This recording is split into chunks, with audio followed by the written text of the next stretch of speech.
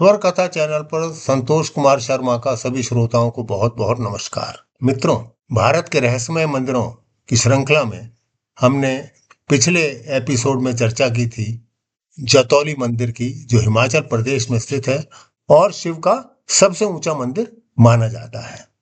आज हम चर्चा करेंगे एक और रहस्यमय मंदिर की, जो आपको आश्चर्यचकित कर देगा और आपको भारतीय स्थापत्य कला का एक अलग नमूना ही मिलेगा उसमें। इससे पहले मैं इस मंदिर की चर्चा करूं, आप सभी से निवेदन है कि यदि आपने स्वर कथा चैनल को अभी तक सब्सक्राइब नहीं किया है तो कृपया अवश्य कर दें। और हाँ, यदि आपको पसंद आता है तो इसे लाइक भी करें। एक बात अवश्य है कि अपने कमेंट्स जरूर दें, जिससे हमें आभास हो सके कि हम अपने चैनल को कैसे और भी अच्छा बना सकते हैं। और इस चैनल का प्रचार प्रसार अवश्य करें, जिससे सनातन धर्म के विषय में जन जन जान सके। तो आरंभ करते हैं एक और रहस्यमय मंदिर की, जिसका नाम है महालक्ष्मी मंदिर, जो कोल्हापुर में स्थित है।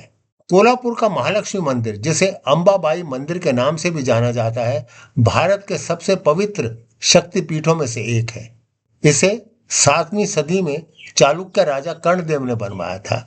यह मंदिर देवी महालक्ष्मी द्वारा राक्षस कोहलासुर का वध करने की कथाओं से गहराई से जुड़ा है और इसे शक्ति के दक्षिण केंद्र यानी दक्षिण काशी के रूप में भी जाना जाता है। स्कंद पुराण में देवी लक्ष्मी को करवीर निवासिनी कहा गया है। करवीर कोल्हापुर का प्राचीन नाम था, में देवी का शाश्वत निवास माना जाता है। यह मंदिर अपने गहरे धार्मिक महत्व, प्राचीन वास्तुकला और शानदार किरणोत्सव यानी कि सूर्य उत्सव के लिए जाना जाता है, जिसमें साल में 2 बार डूबते सूरज की किरणें देवी की मूर्ति को रोशन करती हैं। माना जाता है यहाँ सांसारिक इच्छाएं और आध्यात्मिक मुक्ति दोनों की प्राप्ति हो सकती है। हिंदू मान्यताओं के अनुसार राक्षस कोलासुर को हराने के बाद देवी महालक्ष्मी ने कोल्हापुर को अपना निवास स्थान बनाया और शहर का नाम उसके नाम पर रखने की उसकी अंतिम इच्छा पूरी की। कथाओं के अनुसार जब देवी महालक्ष्मी ने उसे हरा दिया तो उसने मरते समय अपनी आखिरी इच्छा के तौर पर कहा कि शहर का नाम उसके नाम पर रखा जाए, और इसी प्रकार से इस शहर का नाम रखा गया कोल्हापुर। देवी की अनोखी मूर्ति अधिकांश हिंदू मूर्तियों के विपरीत यह मूर्ति काले पत्थर के एक ही टुकड़े से तराशी गई है। पूर्व के बजाय पश्चिम की ओर मुख किए हुए है और इसे स्वयंभू यानी कि स्वयं प्रकट हुई भी माना जाता है। 3 फुट ऊंची इस मूर्ति का वजन लगभग 40 किलोग्राम है और इसे बेशकीमती रत्नों से सजाया गया है। शीर्ष पर 5 मुखी नाग का मुकुट, हाथों में मतुलिंग फल, गदा, ढाल और पात्र, पीछे सिंह वाहन है। मंदिर हेमा दंपति शैली में निर्मित है, जिसमें पत्थरों को बिना गारे के जोड़ा गया है। कोल्हापुर को शक्तिपीठ का दर्जा प्राप्त है क्योंकि यह वह पवित्र स्थान है जहां देवी सती की आंखें गिरी थीं। पूजनीय महालक्ष्मी मंदिर का घर होने के नाते इसे 18 महाशक्तिपीठों में से एक माना जाता है, जो देवी अंबाबाई और राक्षस कोलासुर पर विजय को समर्पित है। इस मंदिर का पौराणिक और आध्यात्मिक महत्व कुछ खास वजहों से है।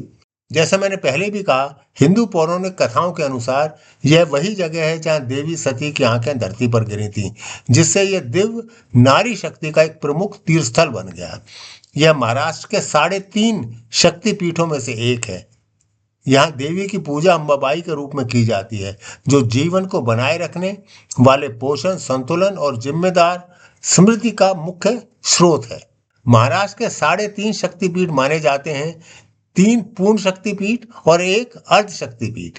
ये है तुलजापुर की तुलजा भवानी, कोल्हापुर की महालक्ष्मी अंबाबाई, माहुरगढ़ की रेणुका माता और नासिक जिले के वणी की सप्तशृंगी देवी, जिसे अर्ध शक्तिपीठ का सम्मान प्राप्त है। मूल रूप से 7वीं सदी में चालुक्य राजवंश के समय बना ये मंदिर परिसर शानदार हेमा दंपति वास्तुकला का नमूना है। महालक्ष्मी मंदिर, जिसे अंबाबाई मंदिर भी कहा जाता है, का निर्माण चालुक्य राजा कर्णदेव ने 634 ईस्वी में कराया था। बाद में इसे राष्ट्रकूट, शिलाहार और यादव वंश ने संरक्षण दिया। मुगल काल में मूर्ति को सुरक्षित रखने के हेतु छुपा दिया गया और 1712 में संभाजी महाराज के शासन में पुनः प्रतिष्ठित किया गया। 19वीं और 20वीं शताब्दी में कई बार इसका जीर्णोद्धार हुआ। मराठा इतिहास में इसका विशेष स्थान है, क्योंकि कहा जाता है कि छत्रपति शिवाजी महाराज ने यहाँ देवी का आशीर्वाद लिया था।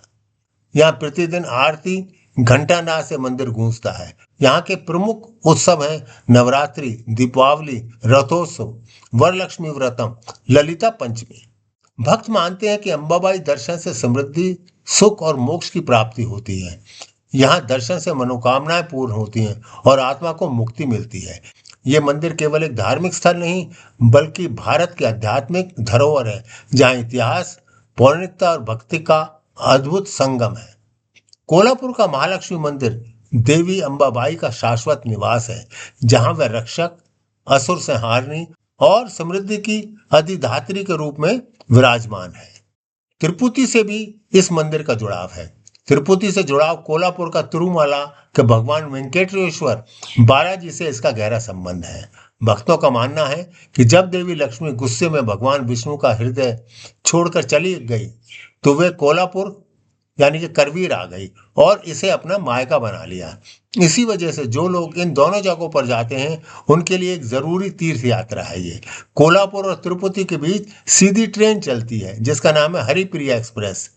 यह ट्रेन प्रतिदिन सुबह 11:50 बजे कोल्हापुर छत्रपति शाहू महाराज टर्मिनल से चलती है और अगले दिन सुबह 8:15 पर तिरुपति और लगभग 950 किलोमीटर की दूरी तय करती है, और अगले दिन सुबह 8:15 पर तिरुपति पहुंचती है और लगभग इस दौरान 905 किलोमीटर की दूरी तय करती है।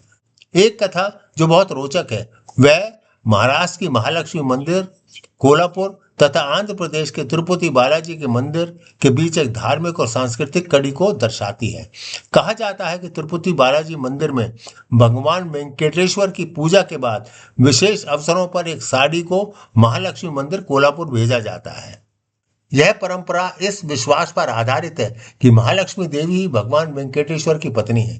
देवी कोल्हापुर की अंबाबाई को कर्मवीर निवासिनी कहा जाता है और उन्हें विष्णु भगवान की सहधर्मिणी माना जाता है। इसलिए तिरुपति से देवी को साड़ी भेजना पति पत्नी के दिव्य मिलन का प्रतीक है।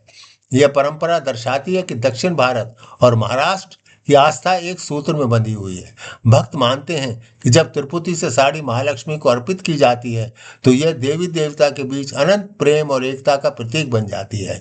इस अनुष्ठान से दोनों मंदिरों के बीच आध्यात्मिक संबंध और भी गहरा हो जाता है।